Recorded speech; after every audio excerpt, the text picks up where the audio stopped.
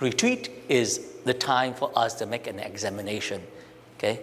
So when we go into any kind of field of study or science, there is a certain discipline for that kind of, study or field of science.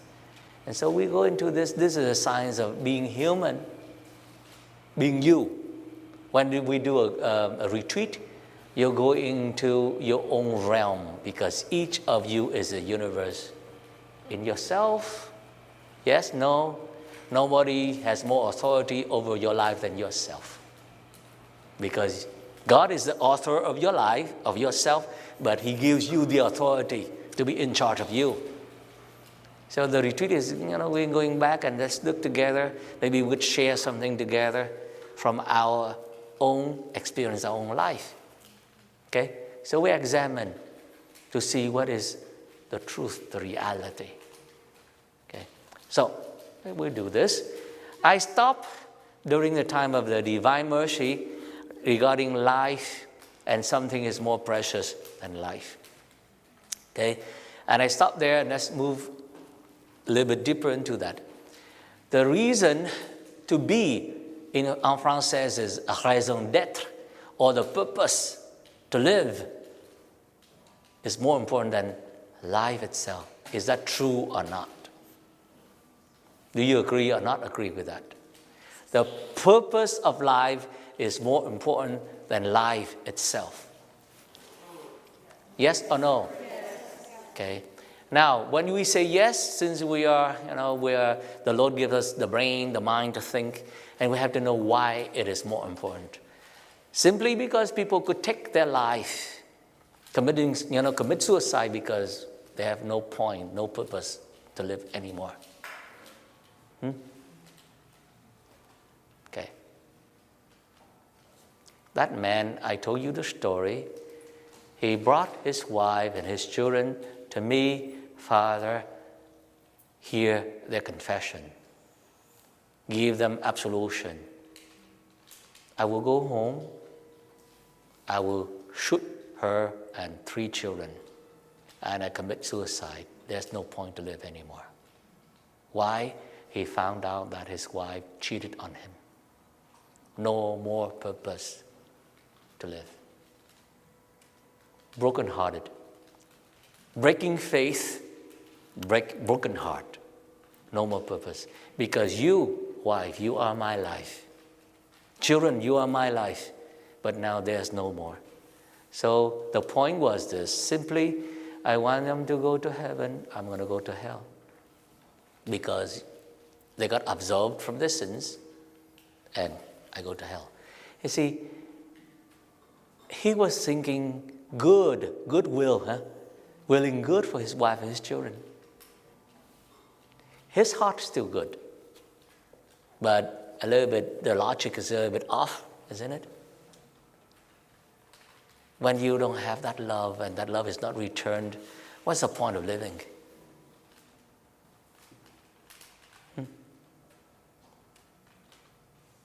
That's the crisis. Make a decision. The point is simply, what is your purpose? What is your reason to be? This is a very serious question. We're going to reverse that question.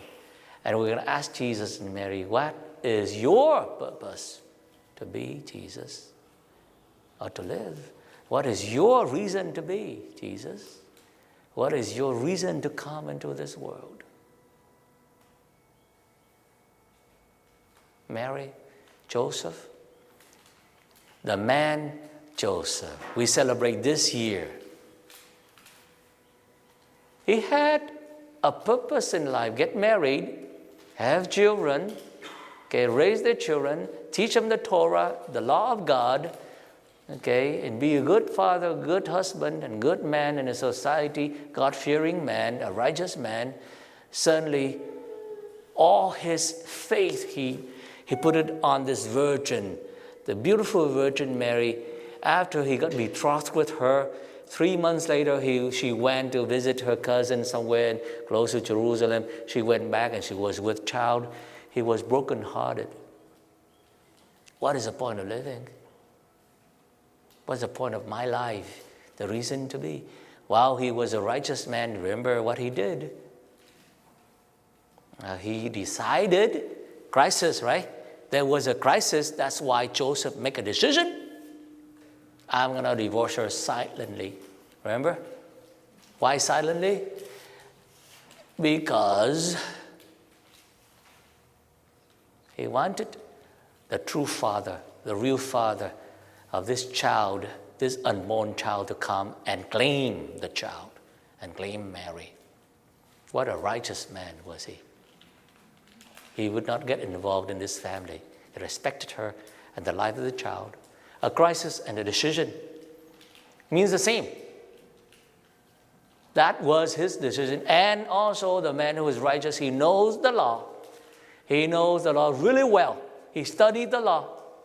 The law said that if you have some problem with your spouse, okay, with the wife, and you could come to the temple, offer the sacrifice of jealousy.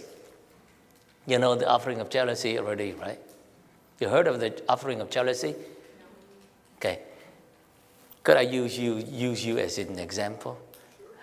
Normally men or women, they are more jealous, men or women. Men are more jealous than women? Is that true or not? I don't think there's a real big difference there. No difference? No, it just depends on the situation between the couples. Okay. Some women are more jealous, some men are more jealous. Okay. So basically men and women are jealous. Both. So men are jealous of women and women jealous of men. Okay. So suppose the man doubts or have some kind of suspicion about the wife. Okay. In the Jewish law, he could do this. He could divorce his wife by the mere fact that she cooks terrible, doesn't know how to cook, or she looks ugly. Yeah. Jewish law, just you're ugly, so I divorce you, simply. You're too old.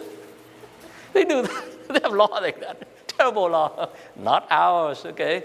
And then when the man suspects that the wife is cheating, and he gets so jealous, instead of doing something, he's going to bring her to the priest, and then he's going to offer the sacrifice of jealousy.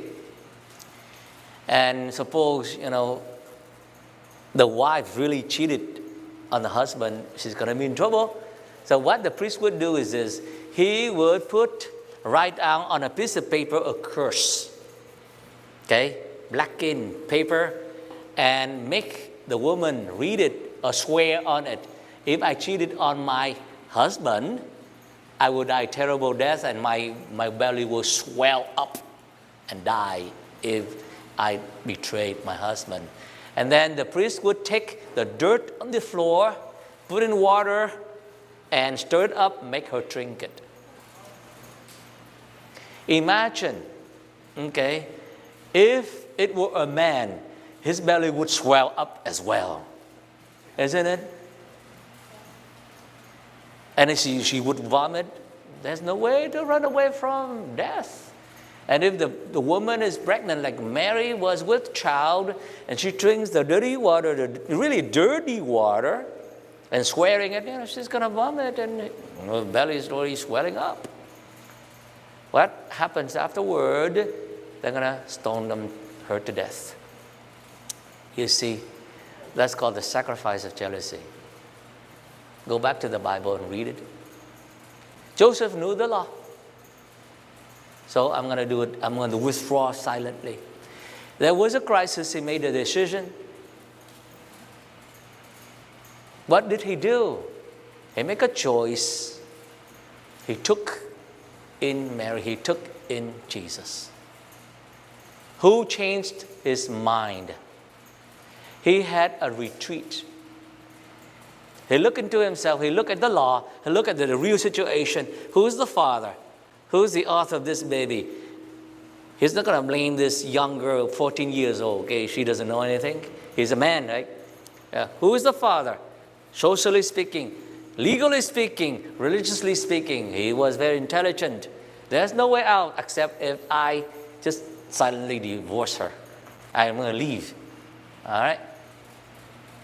That was his decision. And there was another crisis. After you make the decision, it is the best decision you could ever make. The best decision Joseph could think of, the best way. And suddenly, he got a crisis in his dream. Somebody appeared in his dream and caused trouble for him.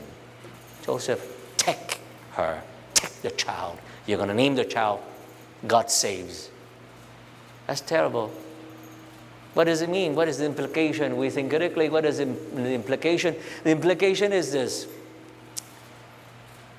You just got engaged to her. 3 months later, she got pregnant. Your fault. In a culture where name and shame, honor and shame is the value. Now, when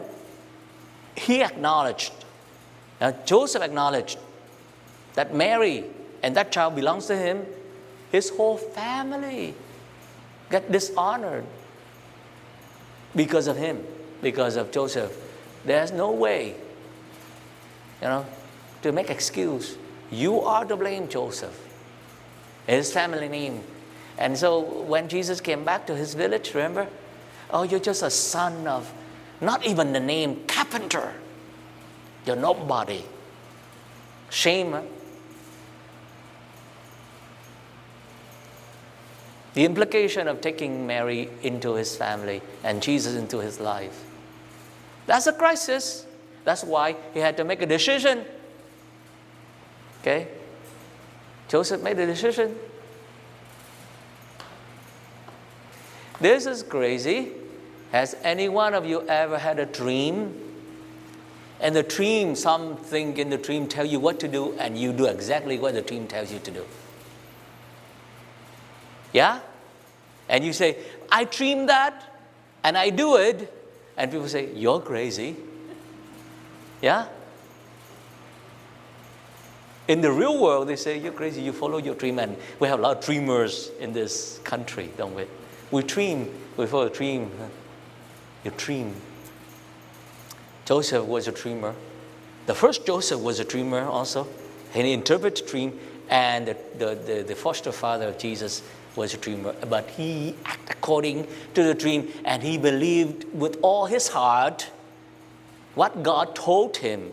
The angels appeared to him in the dream was really literally the word of God. And he staked his life on that word. That's a decision. That's a crisis. But you can only overcome a crisis when you make a decision. If you don't make a decision, you can just be always wishy-washy. You don't know where you are. Yes, no, no, yes. Make a decision. You make a mistake, yeah, fix it. Make a decision again. Decision, decision, decision. And until you get the right decision. Wrong decision, right decision. Maybe you make one right decision, you get into heaven. You make all your life, you make wrong decisions. Yeah? I help out. I want to change the world. I want to save the country. I want to save my people. And I commit crimes. I steal. I kill. I rob. Right? And how many people I have killed? And then they captured me. And they sentenced me to death. They crucified me. I'm about to die. And there was a man crucifying next to me. And I was bickering and swearing and insulting everybody, and I, so bitter, and keep screaming out. This man didn't say anything. He's dying with me on the cross. He even blessed people. Father, forgive them. What's going on? Crisis, isn't it? You're confronting death right there. At the last moment of your life, there's still a chance. He made the last decision, the ultimate decision. I don't know who you are, but you've been talking about your kingdom. Remember me. Jesus, remember me. A series of wrong decisions, but only one right decision. He got canonized on the spot. The only person Jesus canonized. Not the Pope. Really? Literally, right? Jesus said, today you'll be in paradise with me, right? The only man Jesus canonized. Because he made the decision by, Jesus, remember me. Jesus, remember 2 words. 3 words. Right decision, a crisis. That means when he said, when you enter into the kingdom, I'm going to be a subject to you as my king, and I'm a citizen of this kingdom. He made a decision, the world or Jesus. Yeah? Crisis. He chose the right side of God, the side of mercy. Forgive them. Jesus, to the end, he still showed mercy. Forgive them, Father.